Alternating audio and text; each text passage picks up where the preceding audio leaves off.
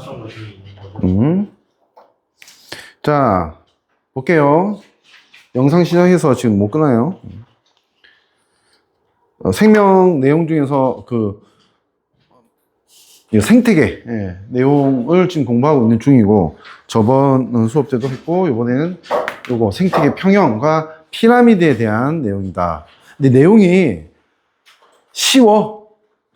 근데 조금만 설명해야 되는 내용, 그런 것도 있고, 기억할 거, 외울 것도 아주 많지 않습니다. 이쪽 내용은. 한번 보자고. 자, 일단은 생태계 평형이 뭐냐 하면, 생태계가 뭐지? 서산의 생태계라고 하면 서산 지형 지물 전체와 서산에 사는 모든 생명체들 전체야. 맞지? 그 합쳐서 생태계라고 하는 거다라고 했죠. 생태계 평형은 결국은 지형 지물이 아니고 산, 바다, 호수 이런 거 말고 생명체들의 개체수나 그 분포가 일정하게 유지되는 걸 평형이라고 얘기를 하겠지. 그걸 생태계 평형이라고 하는데, 그러니까 봐. 생물 종류, 개체수, 양, 물질의 양, 에너지 흐름까지 포함해서 다 안정된 상태로 유지되는 걸 생태계 평형이다라고 했고, 핵심은 뭐냐 하면 먹이 관계가 복잡해야지만 평형이 유지되기가 쉽다라고 하는 거. 그리고 사실 궁극적인 이유는 뭐냐? 이 생태계 평형을 공부하는 궁극적인 이유는 생태계가 평형이 잘 유지돼야지 사람들이 잘 살 수 있거든. 그것 때문에 배우는 거다라고 생각을 하면 돼요. 먹이 관계가 복잡해야 되는데 아주 쉽게 설명할 수 있어요. 봐봐. 먹이 관계가 지금 어떤 생태계는 이렇고 어떤 생태계는 이렇대. 지금 화살표는 뭔지 알지? 먹히는 관계를 얘기하는 겁니다. 됐죠? 근데 아주 단순한 먹이 관계의 생태계가 있으면, 예를 들어서, 자, 대답해봐. 개구리가 멸종했어, 갑자기. 그럼 무슨 일이 벌어지지? 뱀은 먹을 게 있어, 없어? 없어지니까 뱀도 서서히 사라지겠지, 그지? 근데 개구리한테 먹히던 메뚜기는 어때? 그지? 안 잡아 먹히니까 늘어나지, 그지? 근데 메뚜기가 늘어나니까 또 뭐니? 풀이 줄어들지. 맞지? 메뚜기가 더 많이 풀을 뜯어먹으니까. 무슨 말인지 알겠지, 그지? 이렇게, 직접적으로 영향을 받을 수밖에 없단 말이에요. 너무 단순하면, 생태계가 너무 단순하면 그런데, 먹이 관계가 복잡하면 어떻게 된다? 예를 들어서, 생쥐가 없어졌다고 하죠. 그지? 생쥐가 없어졌으면 수리부엉이는 죽어야 돼? 아니지. 뒤지를 먹든지, 오리를 먹든지, 도요새를 먹을 수 있네. 그지? 대체제가 있는 거야. 무슨 말인지 알겠지, 그지? 복잡하면 복잡할수록 대체제가 있으니까 얘도 유지될 수 있고, 메뚜기도 확 늘지 않지. 뒤지나 오리한테 먹히니까. 무슨 말인지 알겠지? 안정적으로 유지될 수 있다라고 하는 거지. 먹이 그물이 복잡하면 복잡할수록, 이 먹이 관계가 먹이 그물이라고 하지. 이거 그물이라고 합니다. 그죠? 먹이 그물이 복잡하면 복잡할수록 생태계 평형이 유지되기가 쉽다라고 하는 거, 이렇게 설명할 수 있고요. 탐구 실험, 요게 사실은 꽤 필요해. 중요하고. 아까 방금 얘기했던 걸 좀 이제 상징적으로 나타내는 건데, 이런 겁니다. 예를 들어서, 이 생태 피라미드에서 개체수 피라미드라고 하지. 개체수는 당연히 먹히는 놈이 먹는 놈보다는 많아야 돼. 그러니까 밑에 쪽이 더 넓고 올라가면 올라갈수록 더 좁아진다라는 거 알아두고, 첫 번째로. 그래서 피라미드라고 하지. 됐지? 그렇고, 그 다음에 이 상태에서 예를 들어서 1차 소비자가 증가한다고 하자. 갑자기 어떤 이유로 증가했다고 하자. 그럼 무슨 일이 벌어질지. 자, 첫 번째 이벤트야. 1차 소비자가 증가하면 이 영향 때문에 직접적으로 영향받는 게 뭐야? 얘한테는 이 먹을 게 많아졌어. 그러니까 얘가 증가해. 그리고 얘한테는 먹히는 게 많아지니까 얘는 줄어들어. 그지? 얘가 동시에 증가하고 감소해. 오케이? 위는 증가, 아래는 감소다. 그지? 그런데 이 상태가 유지되면 어떻게 되냐면, 이 증가된 2차 소비자가 많으면 1차 소비자가 다시 줄어들어. 감소. 오케이. 얘 줄어들고, 결국 얘가 줄어들면 얘도 같이 줄어들고, 얘는 다시 이 감소했으니까 생산자는 좀 늘어날 수 있겠지. 왜? 1차 소비자가 생산자 먹고 있잖아. 근데 개체수가 줄어들면 생산자는 좀 많이 늘어나겠지, 상대적으로. 그지? 그래서 다시 원래 상태로 돌아올 수 있다라고 하는 겁니다. 근데 어떤 자료에 보면 이 생태계 평형이 한번 깨졌다가 돌아오는 데까지 걸리는 시간이 약 10년 정도 걸린대요. 아주 오래 걸린대. 아주 오래 걸린다는 것도 좀 알아두세요. 요런 문제가 나올 거야. 자, 그럼 이렇게 되겠지. 예를 들어서 삐삐삐삐삐 해서 1, 2, 3, 4차 해서 예를 들어서 요 3차가 갑자기 줄어들었다 하면 그 다음에 어떤 결과가 나는지 이걸 이제 다 파악해야 돼. 예를 들어서 이게 줄어들면 어떻게 돼? 그 다음 직접적인 영향으로 얘는 늘어나지. 그지? 얘가 줄어드니까. 얘가 줄어드니까 얘는 줄어들지. 그지? 이게 첫 번째 단계. 그지? 그 다음 단계는 얘가 줄어드니까 얘가 줄어드는 그 다음 단계 이거는. 무슨 말인지 알지? 동시 단계는 아닙니다. 오케이? 요런 걸 분석하게 하는 문제가 나올 거다. 할 수 있겠지? 자, 넘어가고.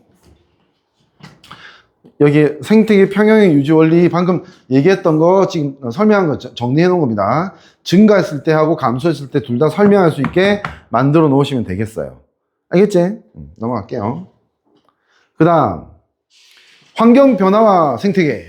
생태계 평형을 깨트리는 환경 변화에서 자연재해와 인간의 활동이라고 하는 게 있는데요. 여기에 뭐 자연재해는 뭐 어쩔 수 없는 건데 여기서 중요한 것들을 보면 서식지 파괴는 거의 반드시 문제가 나올 거야. 그 다음에 지구온난화, 외래생물 환경오염, 요 정도가 좀 빈번하게 출제되는데 서식지 파괴는 거의 나온다고 보면 돼. 보자고. 서식지 파괴가 뭔데? 자연 상태였는데 사람이 어떤 목적으로, 이용할 목적으로 그 자연 상태를 다른 모양으로 변형시키는 거야. 그게 서식지 파괴라고 생각하면 돼. 대표적인 게, 나무가 많은 데에다가 숲에 나무를 벌목하고, 나무 베고, 거기를 이제 밭을 만든다. 이러면 이 서식지 파괴지. 됐지? 그리고 어떤 자연 상태의 숲이나 밭이 있었는데, 들판이 있었는데, 여기 길을 놓는다. 철도를 놓는다. 이러면 이것도 서식지 파괴에 속한다고 생각하면 돼. 오케이? 그래서, 결국 이제 이렇게 벌목을 하면 생물 서식지가 줄어들기 숲에서 잘 살 수 있는데, 일반적인 생명체는, 이제, 그리고 도시를 건설하는 거, 도로, 철도, 경작지를 개발한다. 방금 얘기했던 모든 거야. 그지? 이러면 서식지가 파괴되거나 단편화된다고 돼 있지. 단편화가 뭐냐면 어떤 생태계에 있었는데 여기에 도로를 놓으면 이 도로를 기준으로 이쪽 생태계 공간이 어떻게 돼? 끊기는 거지. 그지? 이거를 단편화라고 얘기를 합니다. 오케이? 끊기는 거. 단편화 될 수 있다는 거. 요거 가지고 문제를 낼 거예요. 좀 이따 자료 가지고 한번 예시를 들어볼게. 넘어가고. 숲훼손. 도시도로 건설하고 하면 숲훼손하면 생태계 불안정해질 수밖에 없어. 왜? 숲에서 살고 있던 애들이 딴 데 도망 나와서 적절하게 살지 못하거나 또는 다른 생태계를 파괴하거나 그럴 수 있거든. 무슨 말인지 알지? 이해됐지? 그 다음에 남획하는 거 하면 안 되지, 그지? 무분별하게 생물을 마구 잡아서 멸종 위기에 처할 수 있다. 예를 들어서 이제 뱀도 많이 잡으면 안 돼요. 남획하면 경찰서에 잡혀가요. 어제 뉴스에도 나왔던데, 서산은 아니고 다른 경상북도인가 어디서 이제 어떤 집에 가보니까 창고에 뱀이 끄득 차 있는 거야. 한 반 정도 죽어 있고 썩는 냄새 나고 뭐 이런 데 있었대. 그거 가지고 뱀술 만들어서 팔고 하려고 뱀을 그렇게 잡는 사람이 있대. 남획하면 안 됩니다. 그 다음에 지구온난화 하면 핵심 포인트가 뭐다? 화석연료의 사용으로 CO2가 많아지고 온실기체 CO2가 그러면 지구의 온도가 올라가요. 평균 온도가 올라가서 여러 가지 문제를 일으킨다. 평균 온도가 올라가면 뭐니? 북극의 빙하가 녹지. 그지? 그리고 식물들이 식생이 달라진다고 하는데 식물들이 자랄 수 있는 위도가 올라갑니다. 제주도에서만 크고 경작할 수 있었던 귤 같은 게 거제도에서 이제 생기고 이제 파인애플도 거제도에서 만들 수 있고 그런 거야. 무슨 말인지 알겠지, 그지? 그런 것들. 그다음에 또 하나 있지. 자, 지구의 온도가 평균 온도가 올라가면 바닷물의 부피가 어떻게 돼 이게? 늘어나. 왜냐면 온도가 올라가면 항상 부피는 증가해. 그리고 거기에다가 빙하도 더 녹으면 물이 더 많아지니까 더 늘어나겠지, 그지? 그러다 보니까 해수면이 어떻게 돼? 올라가. 해수면 상승돼. 그지? 그런 현상이 일어나고, 위험한 나라들 있지. 몰디브, 일본, 이런 데 위험한 나라가 될 수 있지, 그지? 섬나라들. 자, 이런 영향까지 미칠 수 있다. 저 알아두시면 되고요. 그 다음, 환경오염, 대기, 수질, 토양오염 등으로 서식지가 파괴될 수 있다. 그렇지. 그럼 사람의 활동으로, 특히 이제 대기, 수질, 토양오염의 1등 나라는 아무래도 어디겠니? 정답? 중국이겠죠. 항상 내가 얘기하는데, 우리나라의 봄에 그 대기 지수가 되게 안 좋은 이유는 90% 이상이 중국 때문이라고 봐야 돼. 진짜로. 그러니까 완전 100%는 아니야. 우리나라 안에서도 이 문제도 있겠지만은, 90% 이상이 중국이라고 봐야 됩니다. 다음, 외래생물이 도입됐을 때, 외래생물이 원래 먹이 그물이 있었던 어떤 생태계에서 딱 도입되면 어떻게 돼? 얘를 먹을 수 있는 애가 있어, 없어? 지금 당장은 없지. 근데 얘는 살아야 되기 때문에 뭔가를 먹지. 그러다 보니까 어떤 애들은 멸종할 수도 있고, 얘들이 많아지면서 이 표현 여기 안 나오는데 알아두면 뭐 안 좋을 건 없어. 생태적 지위가 같은 애들이 불리해져. 무슨 말이냐면 같은 시간, 같은 공간에 같은 먹이를 먹고 사는 애들이 얘가 많아지면 자기 공간, 자기 먹이가 줄어들잖아, 그지? 그렇게 그런 비슷한 입장을 갖고 있는 애들은 생태적 지위가 같다라고 얘기하는데, 이렇게 외래생물이 들어와서 생태적 지위가 같거나 아니면 피식자가 될 수 있는 애들이 줄어들면서 먹이 구물에 문제가 생기고 생태의 평형에 문제가 생길 수 있다는 거야. 오케이? 이 외래생물에 대해서는 학교에서 쌤이 몇몇 가지, 10가지 이상을 얘기해 줄 수도 있어. 몇몇 가지 예시를 들어주면 그건 기억해야 됩니다. 아시겠죠? 이렇게 생각하면 되고요. 자, 그 다음. 생태계 평형이 파괴되면 당연히 생물종이 한두 개가 사라지면서, 이 문제가 뭐냐면 이렇게 먹이 그물이 있었는데 한두 개 사라지면 그래도 버틸만 해. 근데 이 사라지는 것 때문에 다른 종들도 사라지기 시작하면 점점 가속화된다고. 일이 점점 커지게 된다는 뜻이야. 한두 개 사라지다가 다시 복원이 돼야 되는데 그게 아니고 연속적으로 사라지면 이게 확 깨져버릴 수가 있다는 뜻이야. 아시겠죠? 오케이. 파괴되면 많은 생물종이 사라질 수 있고 회복되는데 긴 시간과 많은 노력이 필요할 수 있다라고 하는 거 알아두시면 되고. 요거 수능에 나왔던, 수능에도 거의 유사한 자료가 나온 적이 있어서 생명과학 시험에. 자, 인간 활동 때문에 생태계 평이 깨지냐. 이게 보면 카이바브 고원이 있대. 사슴을 보호하고 싶어서 거기에 이제 야생 늑대들이 꽤 있었대. 이 늑대들이 사슴을 잡아먹으니까 늑대 사냥을 허가한 거야. 원래는 불법이었는데 허가를 하니까 이제 사냥꾼들이 얼씨구나 하면서 늑대를 막 사냥했겠지. 봐봐, 1905년대에 늑대 사냥 허가하기 시작하니까 어떻게 되냐면 늑대의 개체수가 빡 떨어지지. 그지? 이 영향 때문에 사슴의 개체수는 팍 늘어나지. 이 영향 때문에 초원의 풀들의 양은 뾰루르륵 줄어들게 되는 거야. 이제 문제가 생긴 게 뭐야? 사슴이 너무 많아졌어. 그러니까 풀이 줄어들면 이게 사막화가 될 수도 있고 하거든. 또 위험해져. 그러니까 언젠가부터는 봐봐, 요런 문제가 나올 수 있어. 늑대 개체수가 드라마틱하게 올라가지 못하지. 그지? 근데 사슴의 개체수 확 떨어지기 시작하지. 왜일까? 이유가 뭘까? 사슴을 잡아서? 사슴 잡는다고? 아닌데? 이거를 물어볼 거라고, 이거를. 왜? 정답! 사슴은 많아졌는데 풀은 한정돼 있잖아. 그지? 그러니까 못 먹어서 죽는 거야, 못 먹어서. 오케이? 됐죠? 이 포인트를 좀 알아둘 수 있도록 합니다. 이 자료에 보면 자료 해석하는 문제들이 좀 나올 건데 이 자료만이 아니고 다른 자료도 나올 거야. 뭐 눈신, 토끼, 스라손이 나오고 뭐 이런저런 거 나올 수 있거든요. 그래서 해석을 할 수 있어야 된다, 표를. 알겠지? 그런 거 할 수 있으면 되고요. 그 다음에 노력은 착하게 살자라고 하는 결론은 그거야. 착하게 살자. 자, 습지, 산림 보존해야 돼, 안 해야 돼? 산림이 뭐야, 산림? 그치? 한마디로 숲을 얘기하는 거야. 됐지? 산림은 숲이라고 보면 돼. 됐지? 습지는 뭔지 알지? 우리 서산 근처에 많지? 그지? 습지 많다고 봐야 돼. 오케이? 이런데 보존해야 돼. 왜 그러니? 습지하고 갯벌이 왜 중요해, 생태계에?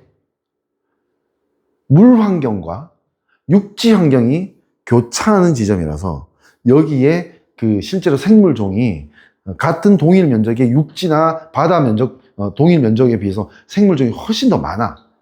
무슨 말인지 알겠니? 교차하는 지점이라서 그래. 다양해서 환경이. 오케이? 그래서 갯벌이나 습지는 잘 보존돼야 된다고 얘기합니다.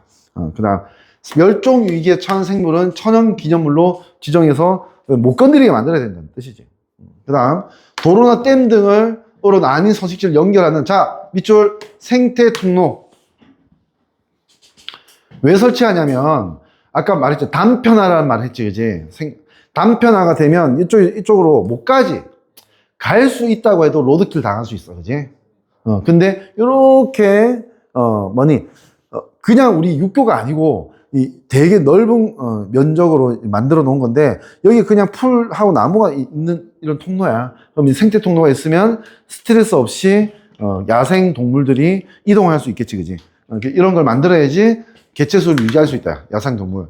생태계 개체수를 유지할 수 있다는 거고. 생태 기능을 잃은 하천을 복원하기 위해서 복원 사업도 합니다. 뭐 예를 들어서 되게 더러워졌거나 공업화 때문에 더러워졌거나 이런 거 이제 복개천이라고 해서 복원 사업 합니다. 알겠죠? 그다음 옥상 정원 같은 게 서산에는 거의 없을 것 같은데 아주 밀도가 높은 빌딩 건물 밀도가 높은 서울 같은 경우에 서울의 중심지 같은 경우에는 옥상에 풀밭에 나무 키우는 데 많습니다. 왜 하는 거야?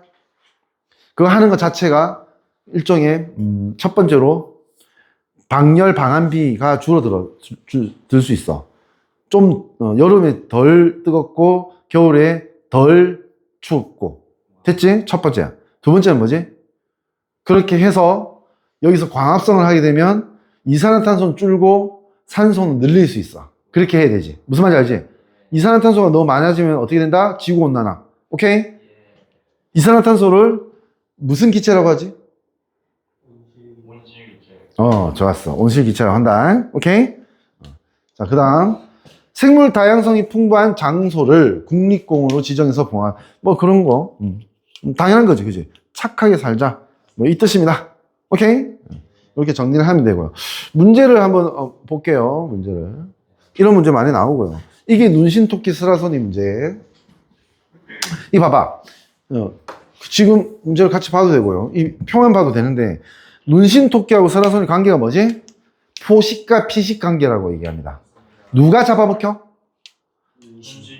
토끼가 잡아먹혀야지. 스라소니는 무서운 애잖아, 그지? 덩치는 좀 작아도 일종의 맹수야. 오케이? 그래서 그러면 지금 이 그래프에서 잘 해석을 잘 해야 돼. 섬세하게 봐야 돼. 이 파란 게 올라가니까 빨간 게 같이 따라 올라간다고 볼 수 있겠지? 그지? 그러니까 먼저 개체수가 변하는 게 이유가 되는 거야, 맞지? 그 나중에 따라가는 게 결과가 되는 거야. 그러면 먼저 올라간 게 뭐다? 눈신토끼 개체수고, 눈신토끼 수가 많아지면 뭐다? 스라소니 수가 많아지지, 맞지? 먹이가 많아지니까 살아가기 좋은 환경이 되니까 개체수가 늘어나는 거야, 스라소니가 많아지면 또 어떻게 되지? 눈신토끼 수가 줄어들어. 먹혀서. 그지? 그러면 또 따라 내려가지, 스라소니 수가. 오케이? 계속, 물고 물리는 관계로 이렇게 올라갔다 내려갔다 하고 있다라고 하는 거. 포식과 피식 관계는 항상 이런 식으로 그래프로 나올 거다라고 하는 거 예상을 해보고요. 안 돼.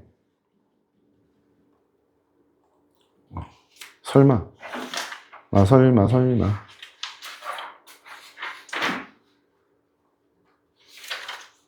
이게 없네. 요거는 종합 문제지. 저번 수업 내용이 분명히 더 어렵긴 했어.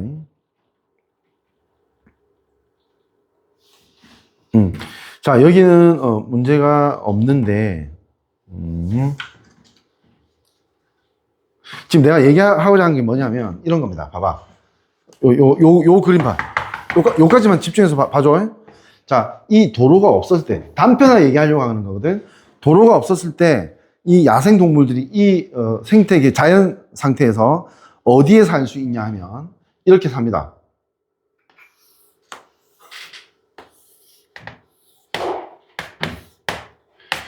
이 노란 면적에 살 수가 있어요. 안정적으로 정착할 수 있다고. 이 무슨 뜻이냐면, 이쪽이 다른 어떤 환경하고 경계면이라고 보면 되겠지, 그지? 경계면 가까이는 못 산다고. 예를 들어 여기에 사람들이 사는 마을이 있다고 하자. 마을 바로 앞에는 못 산다고. 조금 들어가서 살 수 있다고. 무슨 말인지 알겠니? 그래서 요렇게 경계면까지는 일정 정도의 죽은 공간이 생깁니다. 생태계에서는. 됐니? 근데 이렇게 봐. 예를 들어서 이런 상태인데 길을 아주 얇게 만들어 볼게. 그 생태계를 안 깨고 싶다 하면서 길을 아주 얇게 이렇게 만들어 버리면 어떻게 되냐면 이 길이 외부 공간이 되잖아, 그지? 그러니까 여기서 무슨 일이 벌어지냐면 요만큼씩 이 길 아주 얇은 길 때문에 요만큼씩 또 그 동물들이 살 수 없는 빨간 공간 환경이 생긴다고. 무슨 말인지 알겠지? 그러니까 실제로 도로를 만드는 면적에 비해서 훨씬 더 넓은 면적을 생태계에서는 잃어버리게 된다는 뜻이야. 서식지 단편화의 가장 그 중요한 문제, 단점, 그지? 문제가 뭐냐면 이 도로 면적 때문에, 철도 면적 때문이 아니고 그 경계선 때문에 생기는, 그지? 안정적으로 정착할 수 없는 그 면적 환경이 급격히 늘어난다는 거. 이 내용을 좀 알고 있어야 된다는 뜻이야. 알겠죠? 이걸 뭐 계산하는 문제가 나올 수 있어요. 뭐 예를 들어 몇 미터 이게 몇 미터 뭐 하면 이거 빼면 몇 미터인데 이거 빠지면 얼마고 그럼 몇 배가 되는지 뭐 이런 계산하는 문제가 나올 수도 있다라고 하는 겁니다. 아시겠죠? 오케이. 그지?